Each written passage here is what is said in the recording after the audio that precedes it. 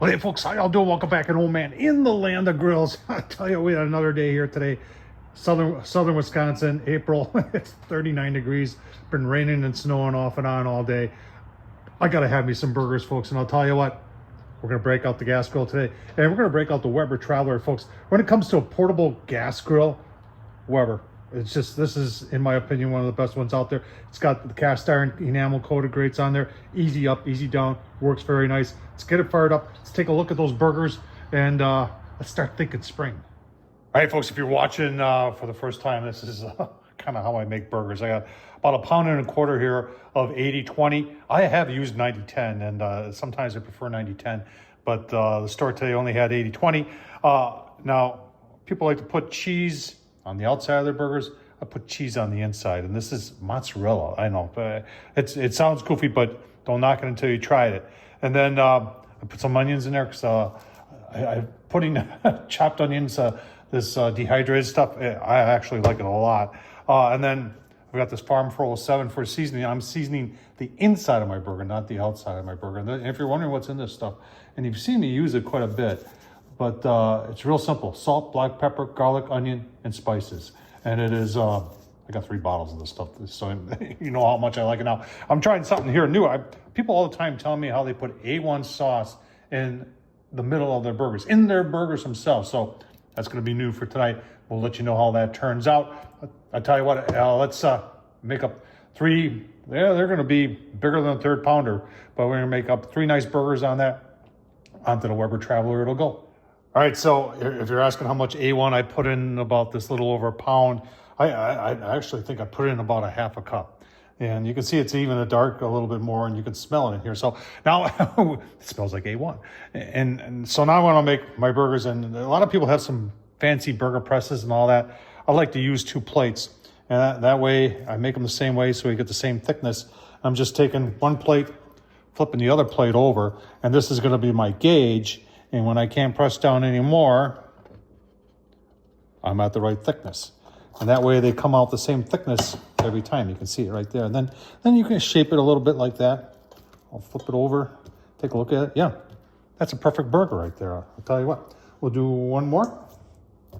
Just like that, you get, and like I said, you know, mess around with your own plates at home to see what works for you. But it's a real simple way of doing it. And the thickness comes out to about 1/2 inch, maybe a little bit more. But still, the key is making your burgers all the same consistent thickness. That way they all cook about the same. All right, we're ready to get the burgers on. Does it get hot? Yeah, this grill gets pretty gosh darn hot. So we're gonna use a little Spam. Yes, it does flare up a little bit. Gotta be careful. But we just want to get it a little on there. And on with our burgers, and we'll put it right in between of the burner.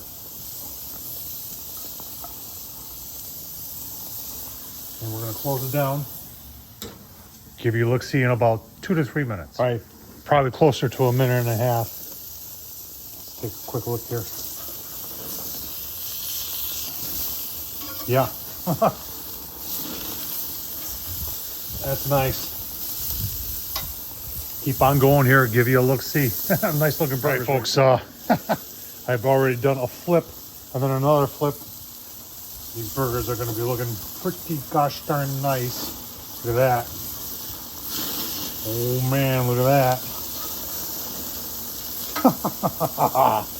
Gonna be delicious, folks. I'll tell you what, let's finish these up. I'm gonna brown up some buns on here also on the Weber Traveler.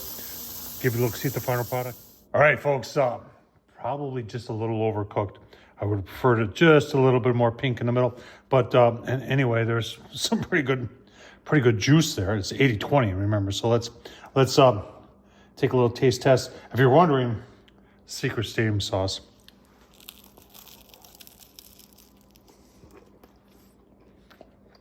No, man.